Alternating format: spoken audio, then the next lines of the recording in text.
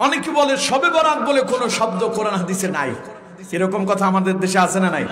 আমাদের আলেমদের ভেতরে যে গুতাগুতি লাগছে, আমাদের আলেমে যেইভাবে ফিতনা বাসাদ শুরু হয়েছে, মারামারি শুরু হয়েছে, এই দেখা শয়তান গাছের উপর উঠা পা দুইটা নাড়ায় কয় বাপ রে বাপ, আমি আর কি করব, ওরা তো সিস্টেমে নিজেরা নিজেদের ভেতরে লাগাই দিচ্ছে। ঠিক কিনা কথা বলেন? ঠিক কিনা? এখন প্রশ্ন হলো শবে বরাত বলে কোনো কথা আছে কিনা? এই প্রশ্নটা আমাদের জানা দরকার। অত্যন্ত গুরুত্বপূর্ণ একটা বিষয় বলছি এখন। শবে বরাত এটা ফার্সি শব্দ। সব মানে রাত, আর বরাত মানে হলো মুক্তি অথবা ভাগ্য। ফার্সিতে বলে ভাগ্য, আর বারাত যদি আরবিতে নেন তাহলে এটা হবে মুক্তির রজনী। আর সব মানে কি? রাত। বুঝেন নাই? সব মানে কি? রাত। আর বরাত মানে ভাগ্য। তাহলে ফার্সিতে এটাকে বলে ভাগ্য রজনী। ভাগ্য রজনী হলো কোরআনের ভাষা লাইলাতুল কদর। কোন রাত? লাইলাতুল কদর, যেই রাতে আপনার ভাগ্যের পরিবর্তন হবে। আচ্ছা, তাহলে এই রাতের আসল নাম কি হবে তা আমাদের প্রত্যেকের জানা দরকার। আমার বন্ধুগণ, যেহেতু আগামীকাল এই দিনটা আমাদের সামনে, আগামী রজনীটাই হলো এই আপনারা যেটা শবে বরাত বলেন আর কি। তা এখন প্রশ্ন হলো শবে বরাত কোরআন হাদিসে আছে নাকি? আসলে শবে বরাত বলে কোনো শব্দ কোরআন হাদিসে নাই। এবার আপনারা বলেন, নামাজ বলে কোন শব্দ কোরআন হাদিসে আছে? কে বলছে আছে? নামাজ বলে কোন শব্দ কোরআন হাদিসে আছে? নাই। রোজা বলে কোন শব্দ আছে? দোজক বলে কোন শব্দ আছে? বেহেশত বলে কোন শব্দ আছে? এগুলো সব ফার্সি। এগুলো সব কি ভাষা কন্ত? ফার্সি ভাষা। নামাজ ফার্সি, আরবি হলো সালাত। আরবি কি? সালাত। আর বাংলা প্রার্থনা। রোজা এটা ফার্সি, আর এটার আরবি হলো সাওম। কোরআনের ভাষা এবং হাদিসের ভাষা কি? সাওম। বেহেশত এটা হলো ফার্সি, আর এটার আরবি হলো জান্নাত। দুজক এটা ফার্সি শব্দ, এর আরবি হলো জাহান্নাম। শবে বরাত এটা ফার্সি, কিন্তু এটার আরবি হলো লাইলাতুন নিসফি মিন শাবান। কথা কি বুঝতে পারছেন? অর্থাৎ শাবানের মধ্যবর্তী রজনী, শাবান মাসের মধ্যবর্তী রজনী, অর্থাৎ 14 তারিখ দিবাগত রাত্রি। এটা হাদিসের ভাষা। কিসের ভাষা? সবাই বলেন কিসের ভাষা? হাদিসের ভাষা। এখন প্রশ্ন হলো, এই রাতে কোনো আমল আছে নাকি? এই রাতে আমাদের দেশে অনেক মারামারি। আমার বন্ধুগণ, নবী করিম সাল্লাল্লাহু আলাইহি সাল্লাম বলছেন, ইন্নাল্লাহা লা ইয়াতলু ফি লাইলাতিন নিসফি মিন শাবান ফায়াগফিরু লিজামিই খালকিহি ইল্লা লিমুশরিকিন আও মুশাহিন। একেবারে এটা সহিহ হাদিস। আলবানী রাহিমাহুল্লাহ তিনি এটাকে হাসান হাদিস বলে তার কিতাবের ভিতরে উল্লেখ করেছেন। আমার বন্ধুগণ, এই হাদিসের মূল সারমর্ম হলো এই, ইন্নাল্লাহা লা ইয়াতলু ফি লাইলাতিন নিসফি মিন শাবান। নবী করিম সাল্লাল্লাহু আলাইহি সাল্লাম বলছেন, ইন্নাল্লাহা লা ইয়াতলু ফি লাইলাতিন নিসফি মিন শাবান, যখন শাবানের মধ্যবর্তী রজনী আসে, অর্থাৎ 14 তারিখের দিবাগত রাত আসে, ফায়াগফিরু লিজামিই খালকিহি, আল্লাহ রাব্বুল আলামিন দুনিয়াতে তার সৃষ্টি জগতের দিকে দৃষ্টি দেন এবং তিনি তার সমস্ত সৃষ্টি জগৎকে মাফ করে দেন। তবে ইল্লা শব্দ কি? ইল্লা মানে তারা ব্যতীত, লিমুশরিকিন আও মুশাহিন, দুই শ্রেণীর লোক এই রাতে ক্ষমা পায় না। তাদের ভেতরে এক শ্রেণী হলো মুশরিক, আরেক শ্রেণী হলো হিংসুক, যারা হিংসা করে এবং যারা মুশরিক। এখন মুশরিক কারা? মুশরিক হলো তারা আল্লাহর সঙ্গে শিরিক করে যারা। কথা বুঝতে পারছেন?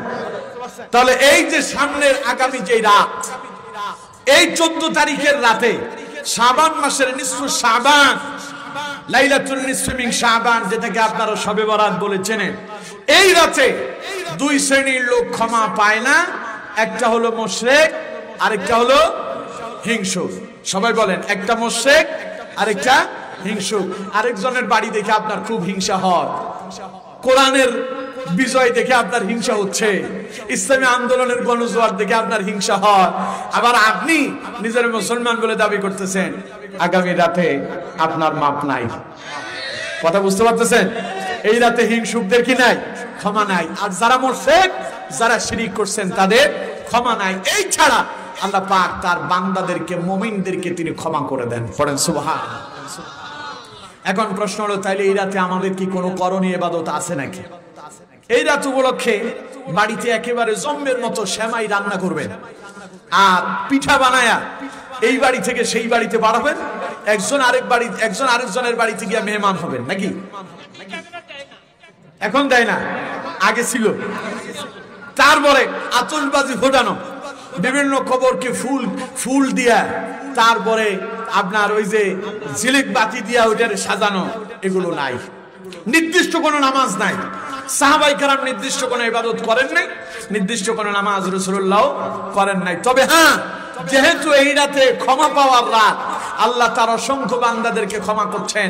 আপনি নিজের অপরাধী মনে করেন, নিজ নিজ ব্যক্তিগত উদ্যোগে আপনি নিজের অপরাধের জন্য আল্লাহর কাছে বলেন, আল্লাহ আমার দ্বারা অনেক গুনাহ হয়েছে, এই রাতে তুমি তোমার বান্দাদেরকে ক্ষমা করতেছো, তাদের ভেতরে আমারে শামিল করো, এতে কোনো অসুবিধা নাই।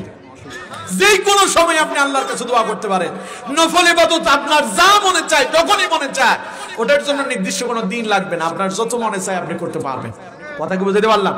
তবে শবে বরাত বলে নির্দিষ্ট কোনো নামাজ, কথা বলেন, নামাজ নির্দিষ্ট কোনো ইবাদত আপনার মনে যা চায় তা করবেন, তাতে কোনো অসুবিধা নাই। তবে শবে বরাত করতেই হবে এমন মনে করাটা বেদাত হবে। কথা কি বুঝতে পেরেছেন? আল্লাহ তাআলা আমাদেরকে বুঝার তৌফিক দেন। পড়েন আমিন। তাহলে আমার বন্ধুগণ, এই রাতে ক্ষমা পাবে না যারা, তাদের ভেতরে এক শ্রেণী হলো তারা ইল্লা লিমুশরিকিন, যারা আল্লাহর সঙ্গে শিরিক করছে, ওই সমস্ত মুশরিকেরা এই রাতে ক্ষমা পাবে না। তাহলে আমার বন্ধুগণ, আপনি যে ওই যে পীরের দরবারে গিয়ে সন্তান চাইলে, ব্যবসার উন্নতি চাইলে, আল্লাহর কাছে দোয়া করলেন না, তার মানে আপনি শিরিক করছেন, আপনার ইবাদত আল্লাহর দরবারে মঞ্জুর। কথা বলে না কেন হবে? যারা আল্লাহর সঙ্গে শিরিক করেছেন তাদের স্থান হবে জাহান্নাম।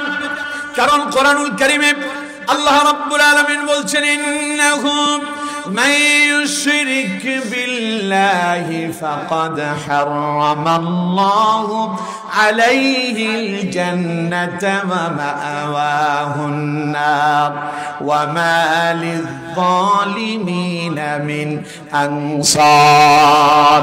আল্লাহ রাব্বুল আলামিন বলছেন, ও দুনিয়ার মানুষেরা শোনো, নিশ্চয়ই যারা আল্লাহর সঙ্গে শিরিক করেছে, ফাকাদ হারামাল্লাহু আলাইহিল জান্নাহ, তাদের জন্য আল্লাহর জান্নাত হারাম হয়ে গেল। ওয়া মাওয়াহুন নার, তাদের জন্য জাহান্নাম ওয়াজিব হয়ে গেল। আল্লাহ তার নবীকে বলেন, ওয়া মা লিয-যালিমিনা মিন আনসার, এই জালেমদের জন্য আপনি কোনো সাহায্যকারীও খুঁজে পাবেন না। সুতরাং শিরিক করব, কথা কয় না, শিরিক করব, শিরিক মুক্ত ইবাদত করতে পারবো তো ইনশাআল্লাহ? দেখি তো কারা কারা পারবো। লিল্লাহি তাকবীর, লিল্লাহি তাকবীর। হাত নামান। শিরিক মুক্ত ইবাদত যদি করেন তাহলে কি হবে শুনেন। নবী করিম সাল্লাল্লাহু আলাইহি সাল্লাম বলছেন, মান মাতা লা ইউশরিক বিল্লাহি শাইআন দাখালাল জান্নাহ, কেউ যদি শিরিক মুক্ত ইবাদত করতে পারে, শিরিক মুক্ত জীবন যাপন করতে পারে, শিরিক মুক্ত অবস্থায় যদি মৃত্যুবরণ করতে পারে, নবীজি বলেন আল্লাহ তারে জান্নাত দান করবে। কোরআনে আল্লাহ পাক বলছেন, ফামান কানা ইয়ারজু লিকা রাব্বিহি ফালইআমাল আমালান সালিহান ওয়ালা ইউশরিক বিইবাদাতি রাব্বিহি আহাদা। চিল্লায় পড়েন আল্লাহু আকবার।